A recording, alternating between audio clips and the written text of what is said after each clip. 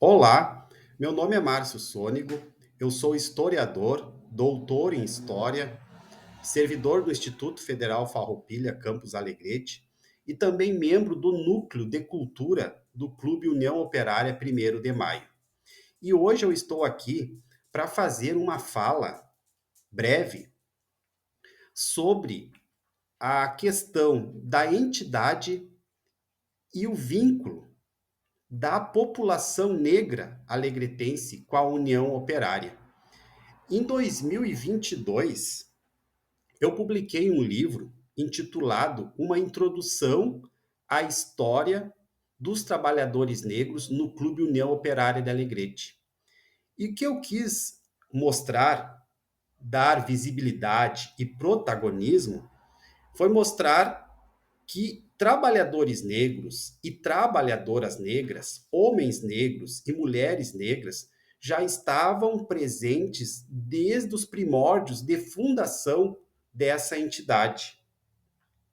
Que a população negra alegretense encontrou no Clube União Operária um espaço associativo, um espaço, um lugar social, né?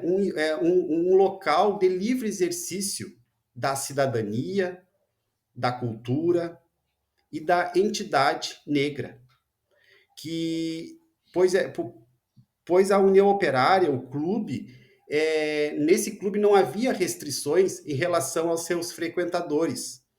Então, os negros, famílias negras, se sentiram amparados e confortáveis nessa entidade. E acabaram ressignificando também isso, e o que tornou o Clube União Operária também como um clube social negro.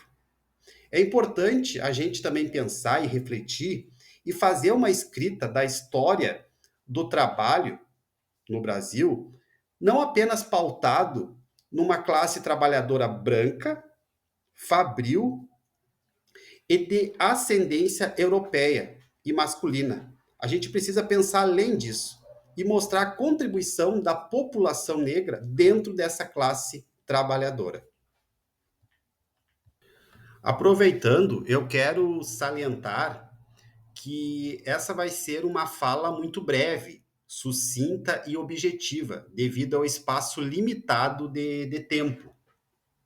Então, eu vou fazer alusão a algumas famílias negras que foram importantes e tiveram destaque durante a trajetória dessa entidade centenária.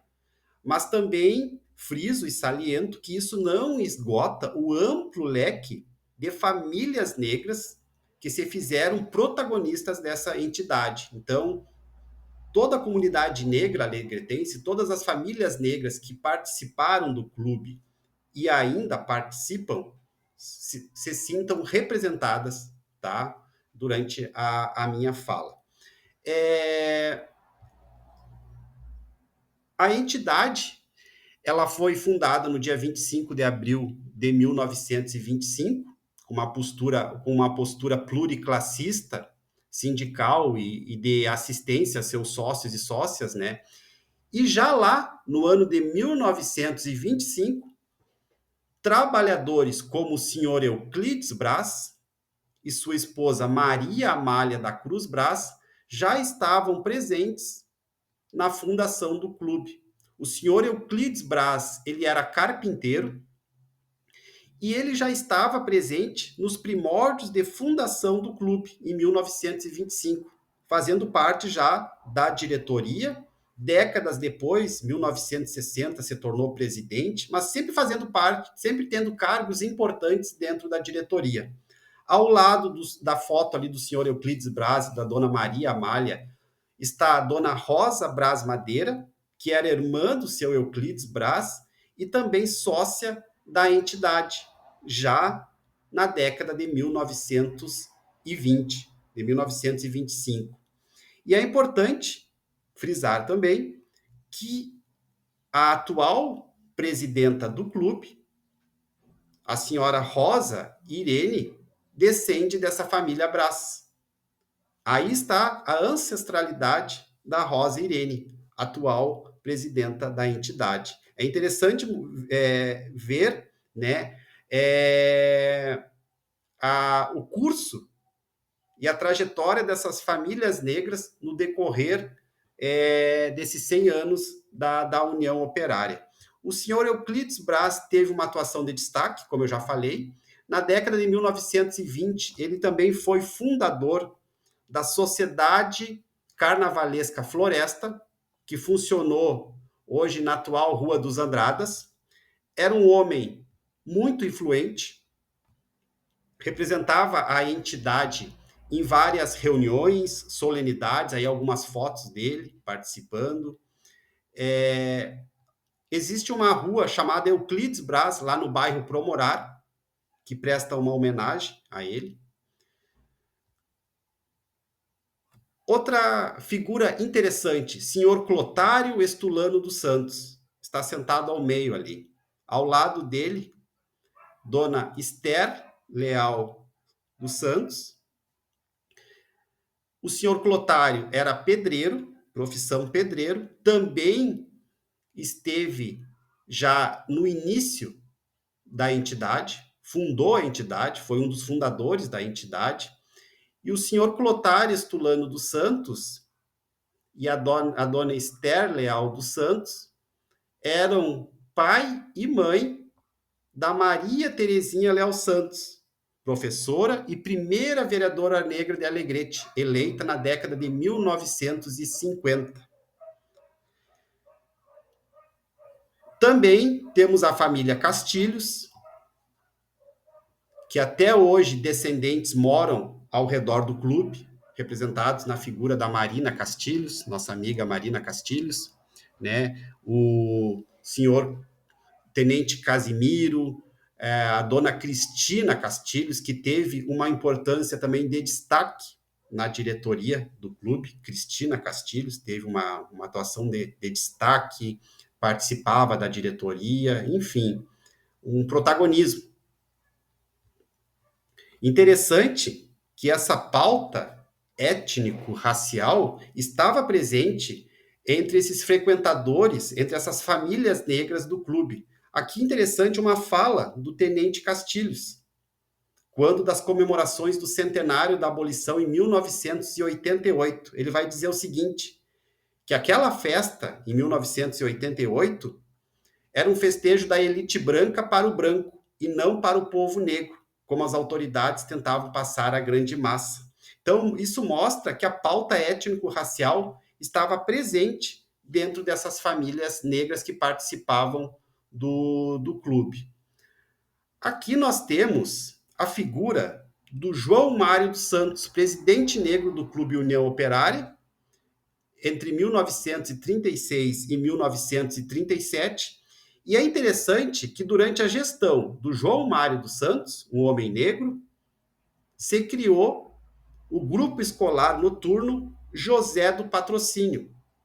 Em 1936, a União Operária funda um grupo escolar noturno que se chamava José do Patrocínio, e olha só a data, no dia 13 de maio, data da abolição. E quem era José do Patrocínio? Um abolicionista negro que teve destaque no movimento abolicionista brasileiro. Interessante essa questão aí, né? Um grupo noturno José do Patrocínio, uma escola noturna com o nome do José do Patrocínio, um abolicionista negro. Dentro do clube também tinham festas,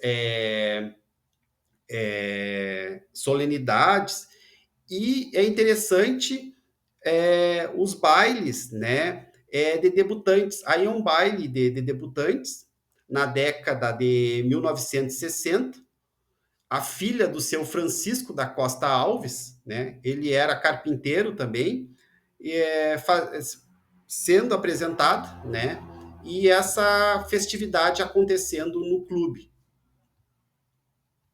No clube também se realizava o concurso Miss Mulata, que era um concurso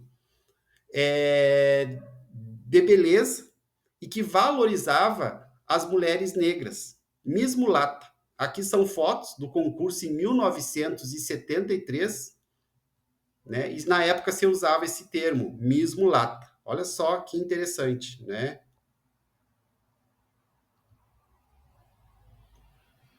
Figuras como João Brás, né, que todos conhecem, todos da sociedade, a maioria, da sociedade alegretense conhece. O João Brás, né, fez parte do clube, parte da diretoria, foi presidente também, era um militante antirracista, foi fundador também do Centro Social Duque de Caxias.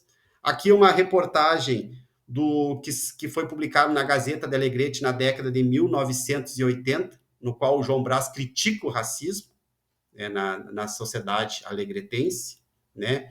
E também, para finalizar, eu sei que eu fui rápido aqui, mas é que o tempo é curto, figuras como Adão Teles estiveram presentes na União Operária. Importante frisar que Adão Teles fundou também o Clube Primavera. O Adão Teles foi fundador da escola de samba, e é importante frisar que do Clube Primavera surgiu a escola Eurípides Brasil Milano. Essa escola, primeiramente, foi fundada pelo Clube Primavera, pelo Adão Teles, e depois que foi sendo apropriada na década de 80 pela Secretaria Municipal de Educação, Adão Teles. Importante frisar isso. Também figuras como Quirino Gomes, Manuel da Silva, que eram da União Operária e que depois fundaram o Clube Centenário, que funcionou na Rua Bento Manuel, né?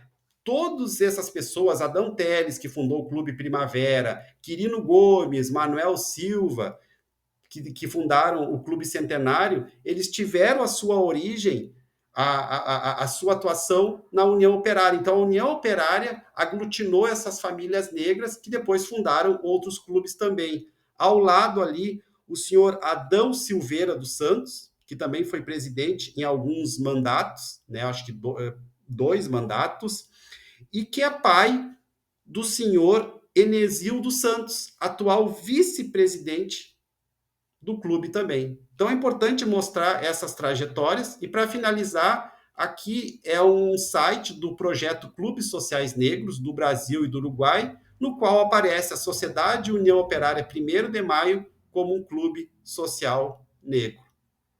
Desculpa a correria, né? A fala foi rápida, mas é devido ao tempo. Muito obrigado.